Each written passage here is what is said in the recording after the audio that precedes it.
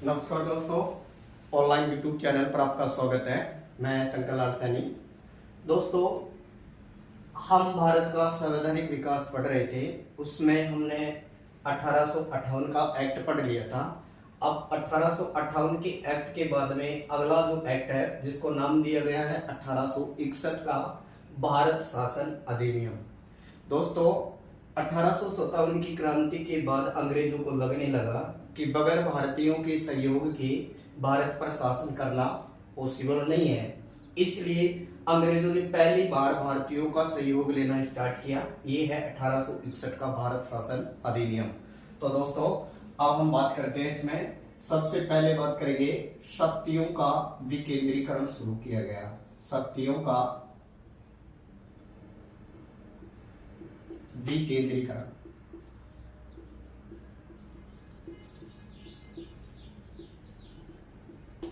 तो दोस्तों, प्रारंभ में हमने पढ़ा था 1773 का जो रेगुलेटिंग एक्ट आया, इसके बाद में 1833 तक केंद्रीय शासन की स्थापना करना चाहा, मतलब शक्तियों का केंद्रीकरण शुरू हुआ।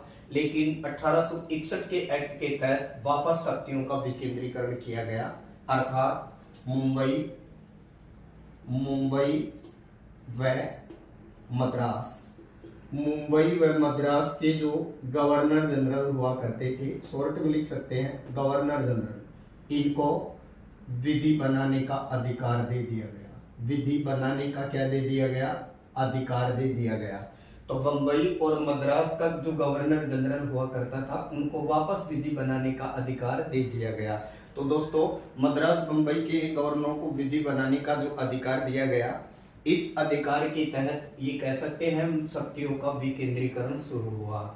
दूसरा हम बात करेंगे यहीं पर कि गवर्नर जनरल को अब ये पावर दे दिया कि नई विधान परिषद का गठन कर सकता है। अब गवर्नर जनरल को एक अधिकार दे दिया कि वो नई विधान परिषद का गठन कर सकता है, और जो नई विधान परिषद होगी उसमें या तो होगा गवर्नर जनरल या फिर होगा लेफ्टिनेंट गवर्नर जनरल। इसकी जो नियुक्ति करने का जो अधिकार है, ये नियुक्ति करने का अधिकार भी वायसराय को ही रहा। मतलब कि अब जो क्रांति के बाद में जो एक्ट आया था, उसमें गवर्नर जनरल को अब वायसराय कहा जाने लग गया। तो वायसराय जो हुआ करता था, वो नई विधान परिषद का गठन कर सकता था, और वहां का जो लेफ्टिनेंट जो गवर्नर जनरल होता था, उसका भी नियुक्ति का अधिकार था, वो वायसराय को ही था। दोस्तों, पहला वायसराय लॉर्ड कैनिंग को माना गया। अन्य प्रांतों का गठन किया गया। अब इसी के तहत हम बात करें कि अन्य प्रांतों के गठन के तहत, तो 1862 में बंगाल में विधान परिषद का गठन किया गया। तो दोस्तों, 1862 में बंगाल विधान परिषद का गठन किया गया। इसके बाद में 1866 में उत्तरी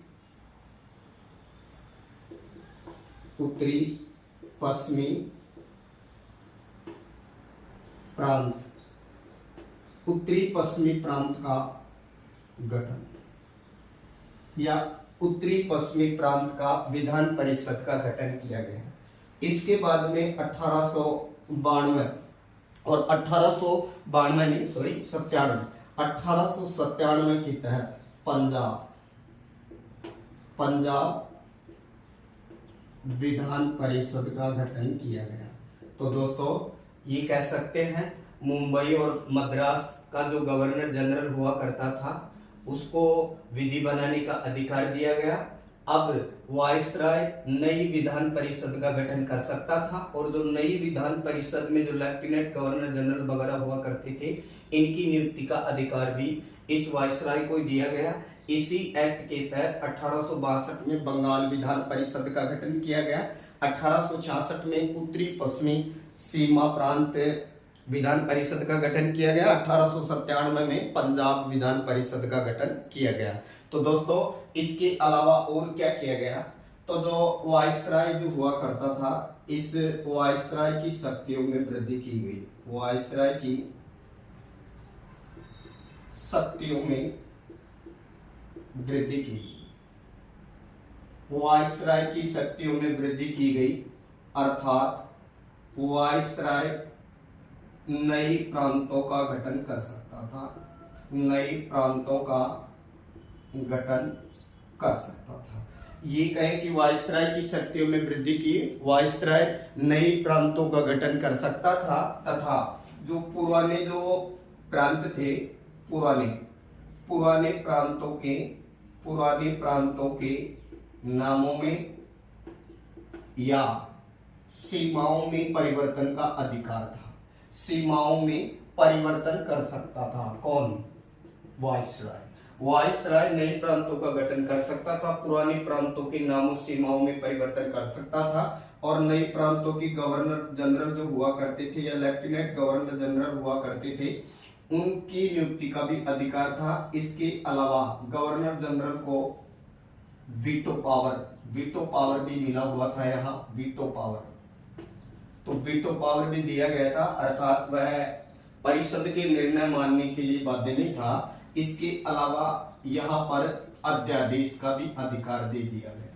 तो गवर्नर जनरल को जब विधानमंडल का जब सदस्य, ये कहें कि जब अधिवेशन नहीं चल रहा हो तो अध्यादेश जारी करने का अधिकार दिया गया। तो अध्यादेश जारी करने का पहली बार जो गवर्नर जनरल या वायसराय को जो अधिकार दिया गया, ये कौन सा एक्ट था? तो ये था आपका 1861 का भारत शासन अधिनियम। और दोस्तों, ये जो गवर्नर जनरल की जो परिषद हुआ करती थी, उसमें अब 6 से लेकर के 12 अतिरिक्त सदस्य और जोड़ दिए गए।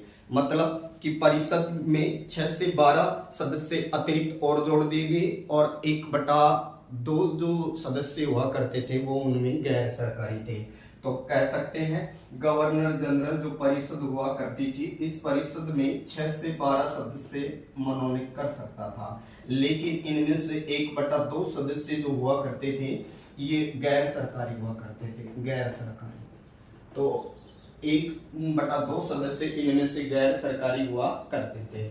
अब दोस्तों और क्या किया गया? तो पहली बार भारतीयों का विधि बनाने में इसी एक्ट के तहत है वो सहयोग लिया गया। तो दोस्तों, वायसराय की शक्तियों में वृद्धि की गई, नए प्रांतों का वो गठन कर सकता था, पुराने प्रांतों के नाम सीमा परिवर्तन कर सकता था, उसे वीटो पावर दिया गया था। इसके अलावा अध्यादेश का पावर भी इनको दे दिया गया और ये कहे कि जो परिषद थी उसमें 6 से 12 अतिरिक्त सदस्य जोड़े गए थे, उनमें से 1/2 सदस्य थे वो गैर सरकारी हुआ करते थे।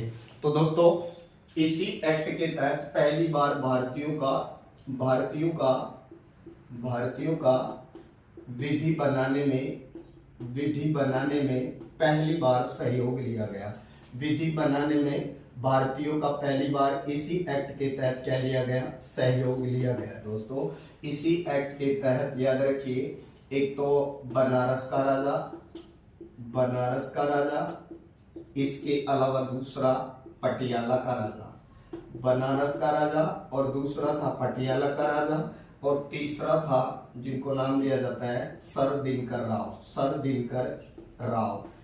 दिनकर राव, पटियाला का राजा और बनारस का राजा। इनको लॉर्ड कैनिंग ने 3 भारतीयों को विधि बनाने में सहयोग के लिए रखा गया था। तो ये 3 सदस्य थे, इन्हें लॉर्ड कैनिंग ने नियुक्त किया था। लॉर्ड कैनिंग द्वारा 3 भारतीयों को यहाँ रखा गया था। बनारस का राजा था, पटियाला का राजा था और सर दिनकर राव था। इनको भारतीयों को भी अब विधि बनाने में सहयोग की बात यहाँ की गई। इसके अलावा दोस्तों, जो केंद्रीय जो परिषद कार्यकारिणी हुआ करती थी गवर्नर जनरल की जो केंद्रीय जो कार्यकारिणी थी, इस केंद्रीय कार्यकारिणी में पहले एक तो गवर्नर जनरल हुआ करता था और 4 अन्य सदस्य हुआ करते थे। याद रखिए दोस्तों, चौथा सदस्य विधि सदस्य जोड़ा गया था, इसका नाम था लॉर्ड मैकाले। यहाँ पर इसमें 5वां सदस्य और जोड़ दिया गया और ये जो 5वां सदस्य जोड़ा गया, ये विधि निर्माण में या विधि बनाने में क्या करेगा? सहयोग करेगा। ये जो 5वां जो सदस्य था, ये विधि का जानकार होना जरूरी था, क्योंकि ये विधि बनाने में क्या करता था? सहयोग करता था। तो इस तरह से विधिवेता को यानी पांचवा विधिवेता सदस्य और जोड़ दिया गया इसमें। इसके अलावा दोस्तों इसी एक्ट के तहत भारत में मंत्रिमंडलीय शासन की शुरुआत हुई। यानी ये कह सकते हैं पहली बार विभागीय प्रणाली की शुरुआत हुई। विभागीय प्रणाली की पहली बार जो शुरुआत हुई, ये कौन सा एक्ट था? तो ये एक्ट था आपका 1861 का भारत शासन अधिनियम। पहली बार विभागीय प्रणाली की शुरुआत हुई। इसकी शुरुआत 1859 में लॉर्ड कैनिंग द्वारा की गई थी। दोस्तों ये विभागीय प्रणाली की शुरुआत 1859 में ही लॉर्ड कैनिंग ने कर दी थी, लेकिन इसे मान्यता मिली 1861 के भारत शासन अधिनियम में। इसके अलावा दोस्तों बात करें तो इसी एक्ट के तहत मंत्रिमंडलीय शासन की शुरुआत हुई। पोर्टफोलियो जिसको कहा जाता है, मंत्रिमंडलीय शासन की क्या हुई? शुरुआत हुई। मतलब मंत्रिमंडल या विभाग बांटने की बात है वो पहली बार यहीं पर मानी जाती है। दोस्तों इसके बाद में आता है 1873 का एक्ट। तो दोस्तों अब हम अगले एक्ट की बात करते हैं जिसको नाम देंगे 1873 का एक्ट। और जो दोस्तों 1873 का जो एक्ट है, इस एक्ट में, इस अधिनियम में या एक्ट में दो मुख्य विशेष प्रावधान किए गए हैं। नंबर 1, पहला प्रावधान जो इस एक्ट में किया गया, इसमें ये बताया गया कि जो EIC है, EIC यानी ईस्ट इंडिया कंपनी को कभी भी भंग किया जा सकता है। ईस्ट इंडिया कंपनी को कभी भी भंग किया जा सकता है। ये कौन सा एक्ट है? तो 1873 का अधिनियम या एक्ट माना जाता है। और इसी एक्ट के तहत 1 जनवरी 1884 को EIC को औपचारिक रूप से भंग कर दिया। तो दोस्तों इसमें दो विशेष प्रावधान हैं। ईस्ट इंडिया कंपनी को भंग करने की बात की गई इसमें, और ये कहें कि 1 जनवरी 1884 को ईस्ट इंडिया कंपनी को औपचारिक रूप से भंग कर दिया गया।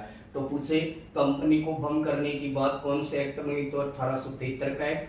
और इसी एक्ट के तहत है 1 जनवरी 1884 को EIC का औपचारिक रूप से यानी ईस्ट इंडिया कंपनी को औपचारिक रूप से क्या कर दिया गया? भंग कर दिया गया। अब दोस्तों इसके बाद में आता है 1876 का शाही उपाधि अधिनियम। 1876 का शाही उपाधि अधिनियम, 1876 का शाही उपाधि अधिनियम। दोस्तों ये भी इंपॉर्टेंट अधिनियम के तौर पर जाना जाता है। इस अधिनियम के तहत जो ब्रिटेन की जो महारानी थी, ब्रिटेन की महारानी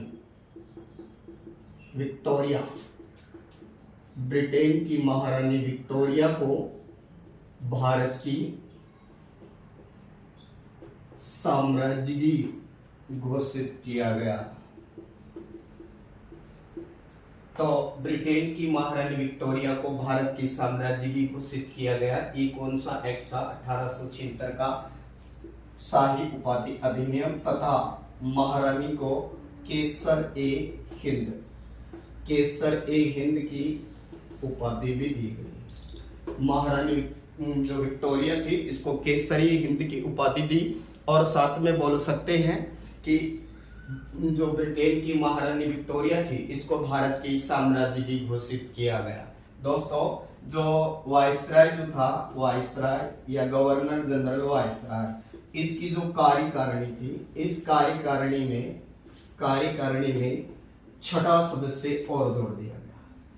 अब तक 5 थे तो 6ठा सदस्य जोड़ दिया गया। और ये जो 6ठा सदस्य जोड़ा गया, इस 6ठे सदस्य को लोक निर्माण विभाग दिया गया। लोक निर्माण विभाग। और याद रखिए ये छठा जो सदस्य जोड़ा गया था गवर्नर जनरल की कार्यकारिणी में, ये छठा सदस्य लोक निर्माण विभाग दिया गया इसको। और ये कहे कि ये जो सदस्य जोड़ा गया, इस सदस्य को जोड़ने से कार्यकारिणी का विस्तार हुआ और 5 की जगह कार्यकारिणी में अब कितनी आ गई, 6। दोस्तों प्रारंभ में ये 3 थे कार्यकारिणी में, एक चौथा सदस्य अस्थायी था, बाद में उसको स्थायी कर दिया था लॉर्ड मैकाले को। फिर इससे पिछले एक्ट में 73 वाले में 5वां सदस्य जुड़ा था और अब 76 वाले में ये छठा सदस्य जोड़ दिया गया। लेकिन ये जो छठा सदस्य था इसको लोक निर्माण विभाग दिया गया। तो 1876 की जो ये कहे कि शाही उपाधि अधिनियम है, इसके तहत दिल्ली जो दरबार लगा था, उस दिल्ली दरबार में 1 नवंबर यानी 1 जनवरी 1877 को 1 जनवरी 1877 को दिल्ली दरबार में महारानी को भारत की साम्राज्य की घोषणा की गई थी। ये हुई थी 1 जनवरी 1877 को, और ये घोषणा हुई थी कहाँ, दिल्ली दरबार में, दिल्ली दरबार। तो दिल्ली दरबार लगा था, उसमें ही ये घोषणा की गई थी। तो दोस्तों चैनल को लाइक करें, सब्सक्राइब करें। अगला जो आएगा आपका वो होगा नेक्स्ट 1909 का मार्लेमेंटो सुधार। इसके बाद में फिर हम अगला पढ़ेंगे 1919 का अधिनियम। थैंक यू दोस्तों।